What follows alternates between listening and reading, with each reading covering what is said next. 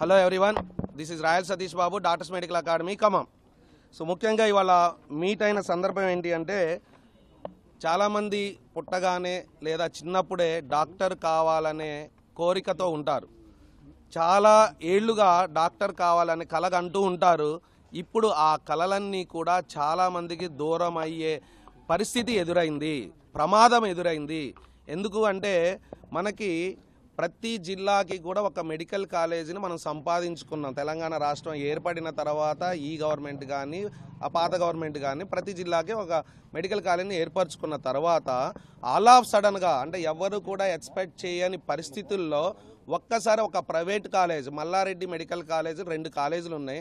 ఆ 2 కాలేజీలకి కూడా డీమ్డ్ యూనివర్సిటీ హోదా అని యూజీసీ కల్పించడం జరిగింది.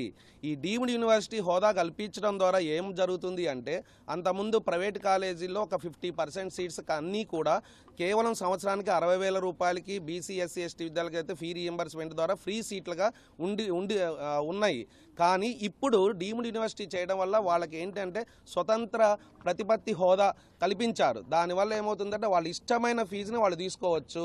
ఆల్రెడీ ఒక కాలేజీ ఒక్క సీటు కూడా మనకి 60,000 రూపాయలు, అంటే ఫ్రీ సీటు లేకుండా ప్రతి సీటు కూడా బీసీ కేటగిరీగా విభజించి, బి కేటగిరీ అయితే 15 లక్షల సంవత్సరానికి, సి కేటగిరీ అయితే 25 నుంచి 30 లక్షల సంవత్సరానికి తీసుకోవడం జరుగుతుంది. ఇప్పుడు ఈ సంవత్సరం ఇంకో కాలేజీ, మల్లారెడ్డి కాలేజ్, 2 కాలేజెస్ మొత్తం మనం 400 సీట్లను కోల్పోతున్నాము. మన తెలంగాణ విద్యార్థులు 400 మంది విద్యార్థులకు మెడికల్ విద్య అనేది దూరం చేయడం జరుగుతుంది. ఈ 2 కాలేజీలు, ఈ 400 మంది సీట్లలో 200 మంది సీట్లు కేవలం ఫ్రీ సీట్స్ మాత్రమే. ఫ్రీ సీట్స్ అంటే ఇందా చెప్పిన చాలా తక్కువ ఫీజు ఉన్న సీట్లు మాత్రమే. ఈ 200 మంది విద్యార్థులు కూడా ఈ సంవత్సరం మన మెడికల్ విద్యకి దూరంగా జరగడం జరుగుతుంది. ఈ డీమ్డ్ యూనివర్సిటీ వల్ల ఒక ప్రమాదం ఏంటి అంటే, ప్రతి ఒక్కళ్ళు ప్రతి ప్రైవేట్ కాలేజీలు కూడా ఇదే తరహాలో వెళ్ళడం మొదలు పెడితే, అన్ని ప్రైవేట్ కాలేజీలు డీమ్డ్ యూనివర్సిటీస్ అయితే కేవలం మనకి గవర్నమెంట్ సీట్స్ మాత్రమే మిగులుతాయి. దానివల్ల సగం మంది విద్యార్థులు ఎంబీబీఎస్ చేసిన తర్వాత సగం మంది విద్యార్థులు మేనేజ్మెంట్ కోటాలో, సగం మంది విద్యార్థులు మెరిటోరియస్ స్టూడెంట్స్ ఉంటారు. అంటే మనకి బయటకు వచ్చేసరికి అవుట్పుట్ డాక్టర్స్ అనేవాళ్ళు, మెరిటోరియస్ డాక్టర్స్ అనేది కేవలం సగం మంది మాత్రమే సమాజానికి మనకి కల్పించబడుతుంది.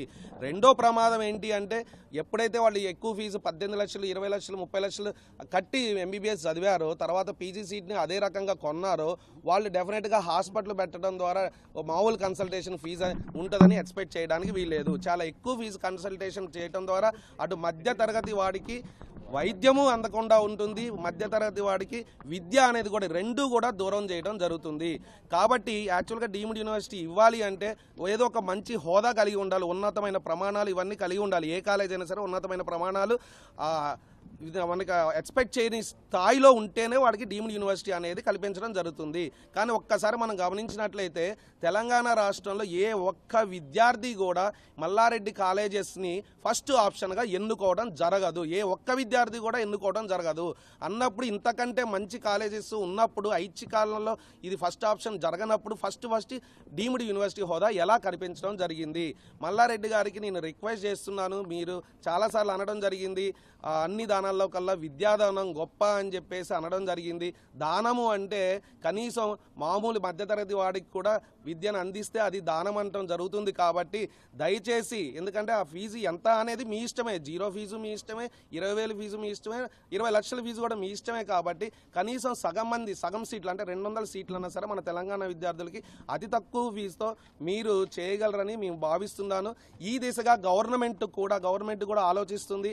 ఎందుకు అంటే కేఎన్ఆర్ యూహెచ్ఎస్ యూనివర్సిటీ పర్మిషన్ లేకుండానే దీనికి డీమ్డ్ యూనివర్సిటీ హోదా కల్పించడం జరిగింది. అది ఆల్ ఇండియా కోటాలో మాత్రమే డీమ్డ్ యూనివర్సిటీ హోదా ఉంది. కాబట్టి తెలంగాణ విద్యార్థులు ఎవరికి రావడం జరగదు. కాబట్టి దయచేసి గవర్నమెంట్ కూడా ఆ స్థాయిలో ఆలోచించి ఏదో ఒక విధంగా ఏదో ఒక చర్య తీసుకోవడం ద్వారా డీమ్డ్ యూనివర్సిటీ హోదాను రద్దు చేయాల్సిందిగా మేము కోరుచున్నాము. అలానే మల్లారెడ్డి గారిని కూడా స్వతంత్రంగా తక్కువ ఫీజులు చేయాలని మేము కోరుకోవడం జరుగుతుంది.